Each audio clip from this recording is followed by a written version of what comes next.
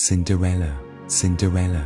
Cinderella is a European folktale about a girl, her evil stepsisters and stepmother, a prince and a precious slipper. One of the most famous bedtime stories in the world. Cinderella has different versions, written by some of the most notable fairy tale authors: Charles Perrault, the Brothers Grimm and John Baptiste Bussell. Pick your favorite and start reading. The wife of a rich man fell sick, and as she felt that her end was drawing near, she called her only daughter to her bedside and said, "Dear child, be good and pious, and then the good God will always protect thee, and I will look down on thee from heaven and be near thee." Thereupon she closed her eyes and departed. Every day the maiden went out to her mother's grave and wept, and she remained pious and good. When winter came, the snow spread a white sheet over the grave, and when the spring sun had drawn it off again, the man had taken another wife. The woman had brought two daughters into the house with her, who were beautiful and fair of face, but violent lack of heart. Now began a bad time for the poor stepchild. "Is the stupid goose to sit in the parlor with us?" said they. "He who wants to eat bread must earn it. Out with the kitchen wench." They took her pretty clothes away from her, put an old grey bedgown on her, and gave her wooden shoes. "Just look at the proud princess, how decked out she is," they cried, and laughed, and led her into the kitchen. There she had to do hard work from morning till night, get up before daybreak, carry water, light fires, cook and wash. Besides this, the sisters did her every imaginable injury. They mocked her, and emptied her peas and lentils into the ashes, so that she was forced to sit and pick them out again. In the evening, when she had worked till she was weary, she had no bed to go to, but had to sleep by the fireside in the ashes. And as on that account she always looked dusty and dirty, they called her Cinderella. It happened that the father was once going to the fair, and he asked his two stepdaughters what he should bring back for them. "Beautiful dresses," said one. "Pearls and jewels," said the second. "And thou, Cinderella?" said he, "what wilt thou have?" "Father, break off for me the first branch which knocks against your hat on your way home." So he bought beautiful dresses, pearls and jewels for his two stepdaughters, and on his way home, as he was riding through a green thicket, a hazel twig brushed against him and knocked off his hat. Then he broke off the branch and took it with him. When he reached home, he gave his stepdaughters the things which they had wished for, and to Cinderella he gave the branch from the hazel bush.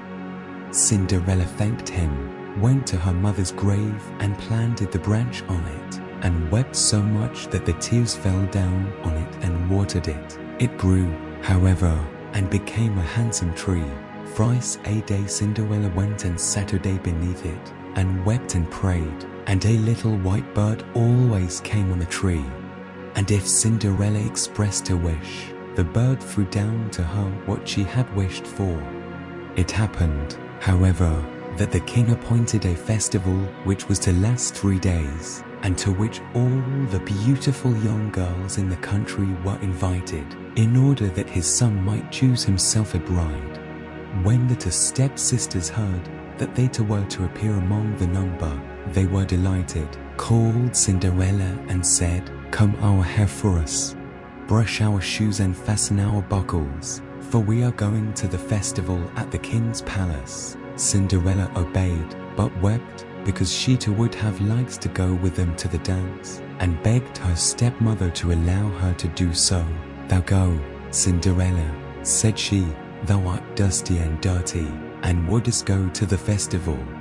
Thou hast no clothes and shoes, and yet wouldest dance." And, however, Cinderella went on asking.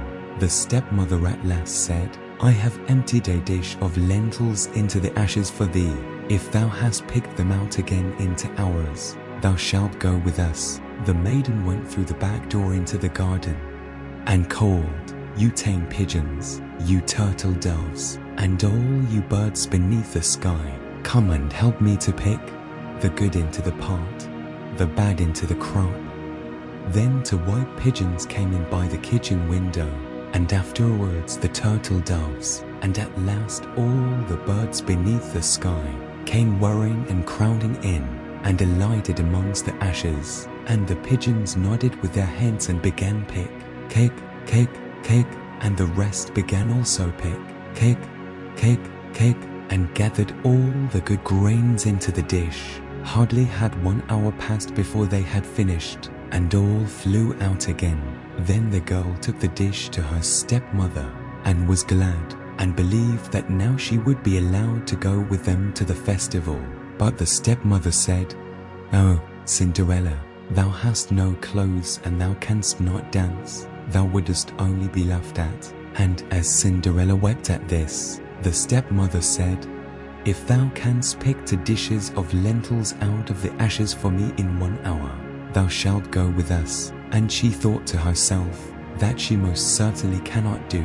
When the stepmother had emptied the 2 dishes of lentils amongst the ashes, the maiden went through the back door into the garden and cried, "You tame pigeons, you turtle doves, and all you birds under heaven, come and help me to pick the good into the pot, the bad into the crop."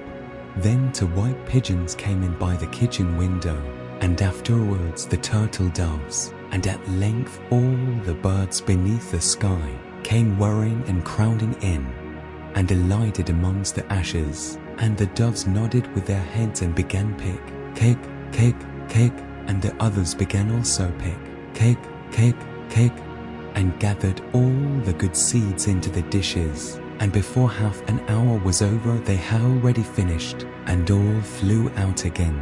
Then the maiden carried the dishes to the stepmother and was delighted, and believed that she might now go with them to the festival. But the stepmother said, "All this will not help thee. Thou goest not with us, for thou hast no clothes and canst not dance. We should be ashamed of thee." On this she turned her back on Cinderella, and hurried away with her 2 proud daughters. As no one was now at home, Cinderella went to her mother's grave beneath the hazel tree, and cried, "Shiver and quiver, little tree, silver and gold throw down over me." Then the bird threw a gold and silver dress down to her, and slippers embroidered with silk and silver. She put on the dress with all speed, and went to the festival. Her stepsisters and the stepmother, however, did not know her, and thought she must be a foreign princess, for she looked so beautiful in the golden dress. They never once thought of Cinderella, and believed that she was sitting at home in the dirt, kicking lentils out of the ashes. The prince went to meet her, took her by the hand and danced with her. He would dance with no other maiden, and never left loose of her hand. And if anyone else came to invite her, he said, "This is my partner." She danced till it was evening, and then she wanted to go home. But the king's son said, "I will go with thee and bear thee company," for he wished to see to whom the beautiful maiden belonged. She escaped from him, however, and sprang into the pigeon house. The king's son waited until her father came, and then he told him that the stranger maiden had leapt into the pigeon house. The old man thought, "Can it be Cinderella?" And they had to bring him an axe and a pickaxe that he might hew the pigeon house to pieces. But no one was inside it. And when they got home, Cinderella lay in her dirty clothes among the ashes, and a dim little oil lamp was burning on the mantelpiece. For Cinderella had jumped quickly down from the back of the pigeon house, and had run to the little hazel tree, and there she had taken off her beautiful clothes and laid them on the grave. And the bird had taken them away again, and then she had placed herself in the kitchen amongst the ashes in her grey gown. Next day, when the festival began afresh, and her parents and the stepsisters had gone once more, Cinderella went to the hazel tree and said, "Shiver and quiver, my little tree, silver and gold throw down over me." Then the bird threw down a much more beautiful dress than on the preceding day. And when Cinderella appeared at the festival in this dress, Everyone was astonished at her beauty. The king's son had waited until she came, and instantly took her by the hand and danced with no one but her. When others came and invited her, he said, "She's my partner." When evening came, she wished to leave, and the king's son followed her and wanted to see into which house she went. But she sprang away from him and into the garden behind the house. Therein stood a beautiful tall tree on which hung the most magnificent pears. She clambered so nimbly between the branches like a squirrel that the king's son did not know where she was gone. He waited until her father came and said to him, "The stranger maiden has escaped from me, and I believe she has climbed up the pear tree."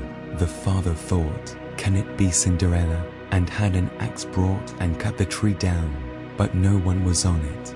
And when they got into the kitchen, Cinderella lay there amongst the ashes, as usual, for she had jumped down on the other side of the tree, had taken the beautiful dress to the bird on the little hazel tree, and put on her grey gown.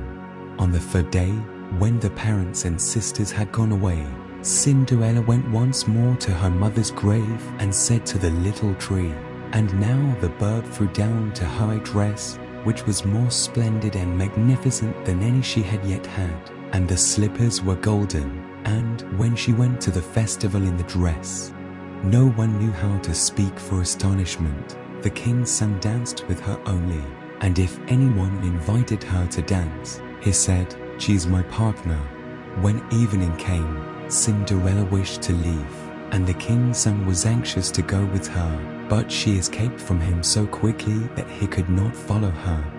The king's son had, however, used a stratagem and had caused the whole staircase to be smeared with pitch, and there, when she ran down, had the maiden's left slipper remained sticking, the king's son picked it up, and it was small and dainty, and all golden.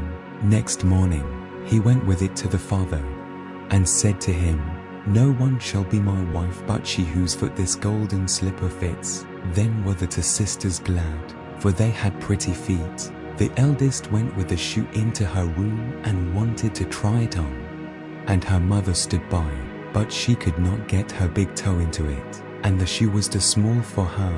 Then her mother gave her a knife and said, "Cut the toe off. When thou art queen, thou wilt have no more need to go on foot." The maiden cut the toe off, forced the foot into the shoe, swallowed the pain, and went out to the king's son. Then he took her on his horse as his bride and rode away with her.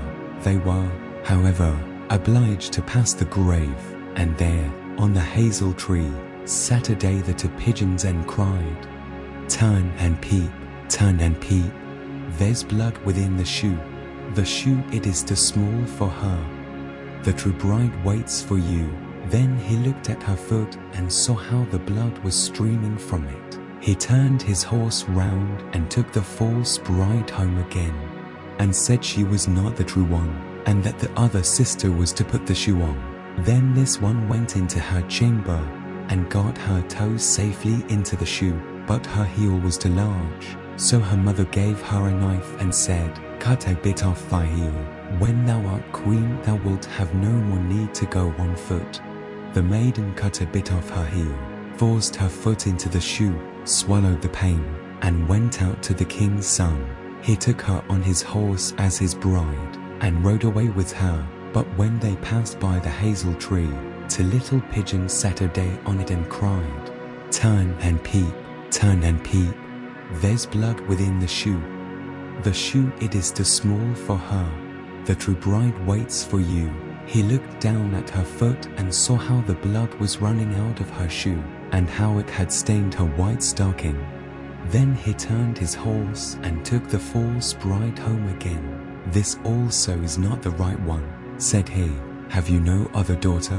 "Oh," said the man, "there is still a little stunted kitchen wench, which my late wife left behind her, but she cannot possibly be the bride." The king's son said he was to send her up to him. But the mother answered, "Oh no, she is much too dirty. She cannot show herself." He absolutely insisted on it, and Cinderella had to be called. She first washed her hands and face clean, and then went and bowed down before the king's son, who gave her the golden shoe. Then she seated herself on a stool, drew her foot out of the heavy wooden shoe, and put it into the slipper, which fitted like a glove. And when she rose up, and the king's son looked at her face, he recognized the beautiful maiden who had danced with him and cried. That is the true bride. The stepmother and the two sisters were terrified and became pale with rage. He, however, took Cinderella on his horse and rode away with her. As they passed by the hazel tree, the two white doves cried, "Turn and peep, turn and peep. No blood is in the shoe. The shoe is not too small for her. The true bride rides with you." And when they had cried that, the two came flying down and placed themselves on Cinderella's shoulders, one on the right, the other on the left, and remained sitting there. When the wedding with the king's son had to be celebrated, the two false sisters came and wanted to get into favor with Cinderella and share her good fortune. When the betrothed couple went to church, the elder was at the right side and the younger at the left, and the pigeons pecked out one eye of each of them. Afterwards, as they came back, the elder was at the left and the younger at the right, and then the pigeons pecked out the other eye of each. And thus, for their wickedness and falsehood, they were punished with blindness as long as they lived.